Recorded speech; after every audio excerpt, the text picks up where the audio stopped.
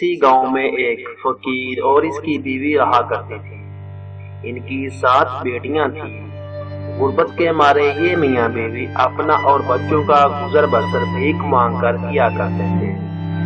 एक दिन फकीर ने अपनी बीवी से कहा कि मेरा खीर खाने को दिल चाह रहा है। ये बात सुनकर इसकी बीवी ने एक दर्द आह भरी और कहा कि खीर हम गरीबों के नसीब में कहाँ है। फकीर इसका जवाब देते हुए बोला, हम दूध, चावल और चीनी भीख में मांग लेंगे, फिर तुम मुझे खीर बनाकर खिलाना। बीवी बोली, मियाँ भीख में तो ये सब इतना नहीं मिल सकेगा कि हमारी 7 बेटियां भी खा सके। फकीर बोला, अरे परेशान क्यों होती हो, हम खीर तब बनाएंगे जब सारी लड़कियां सो जाएंगी। इस तरह इन्हें पता भी नहीं चलेगा और हम जी भर कर खीर खा लेंगे।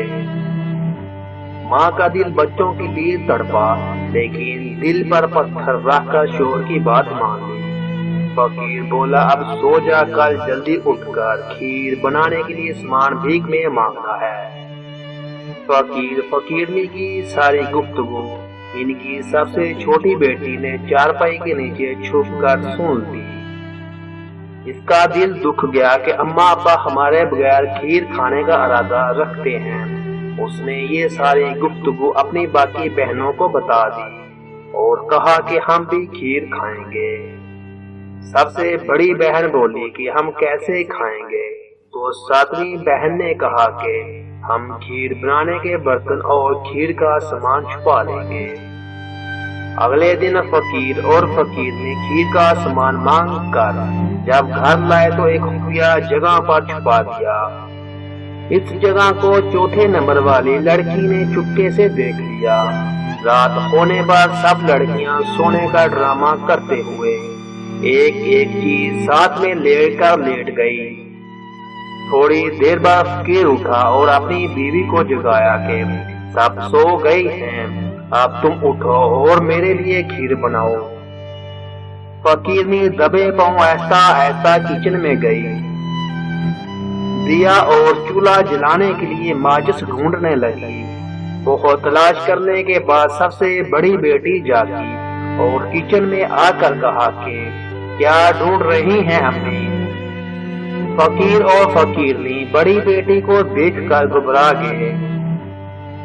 कहने लगे कि आहिस्ता बोलो, हम खीर बना रहे हैं, तुम भी खा लेना, मगर माचिस नहीं मिल रही।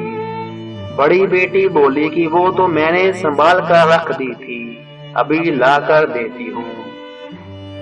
चूल्हा जलाने के बाद अब देचकी नहीं मिल रही थी।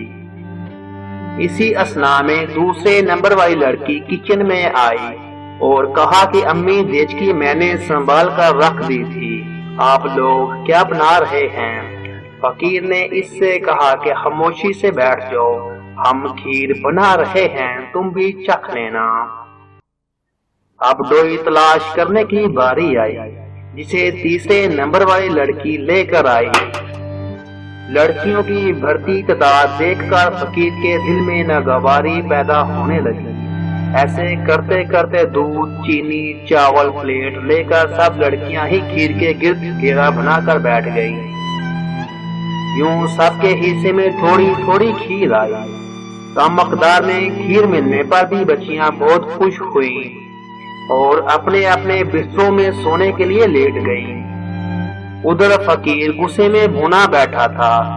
उसने सोच लिया कि अब वो अपनी बेटियों को हमेशा हमेशा के लिए जंगल में छोड़ आएगा।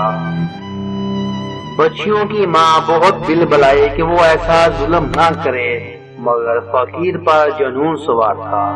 अगले दिन सुबह होते ही उसने बच्चियों से कहा कि तैयार हो जाएं, आज इनके मामू की शादी है, हमने वहाँ जाना है। लड़कियां खुशी खुशी तैयार होने लगी कि मामू की शादी पर जा रहे हैं। बैलगाड़ी पर सब सवार हो गए। उस जमाने में लोग दूर दराज जाने के लिए बैलगाड़ी पर सफर करते थे। रास्ते में एक घना जंगल आया। फकीर ने बच्चियों से कहा कि मामू की शादी पर देने वाले तोहफे तो हम घर में ही भूल आए हैं, तुम लोग यहाँ ठहरो, मैं और तुम्हारी माँ घर से तोहफे लेकर आते हैं। सबसे छोटी बेटी ने घबरा कर कहा कि अब्बा जल्दी आना, हमें डर लगेगा। फकीर बोला कि मेरी बच्ची परेशान न हो, हम सूरज डूबने से पहले वापस आ जाएंगे। ये कहकर दोनों मियाँ बीवी वापस हो लिए। उधर शाम ढलने लगी, मगर अम्मा अब्बा का दूर दूर तक कोई पता न था। सूरज डूबने को आया। जंगल से मुख्तलिफ जानवरों की आवाजें आ रही थी।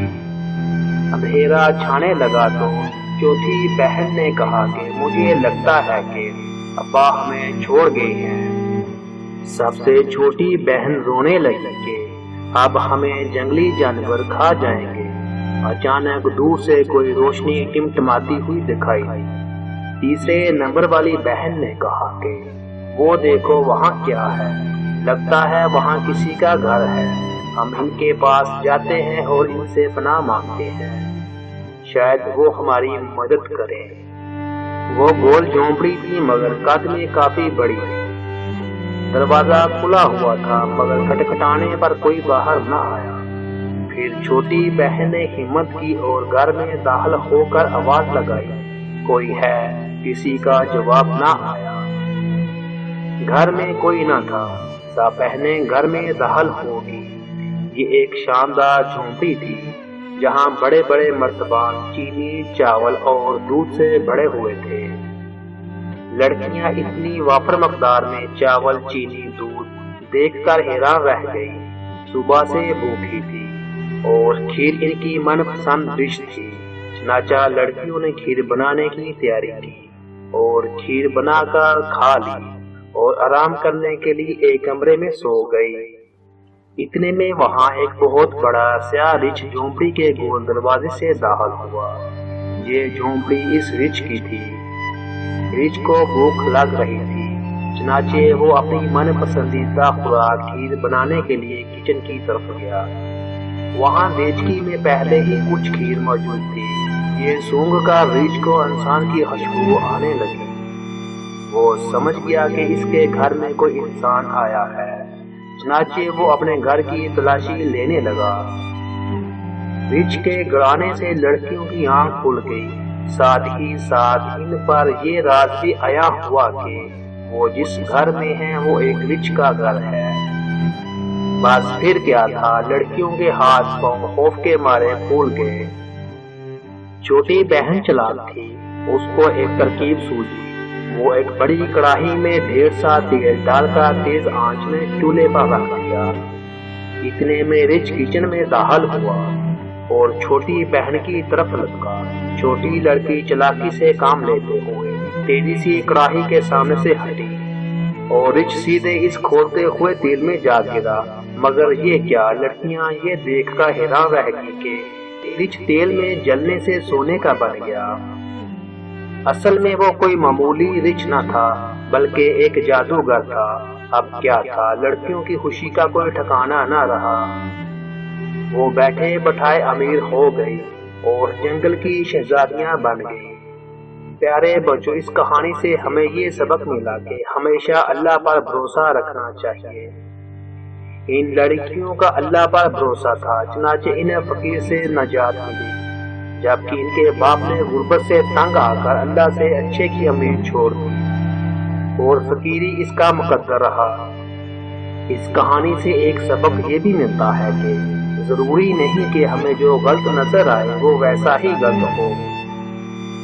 बातों का जो पर्दे के पीछे होता है वो हमारे लिए बहुत ही अच्छा लिखा होता है, जिसका इल्म हमें आगे चलकर मालूम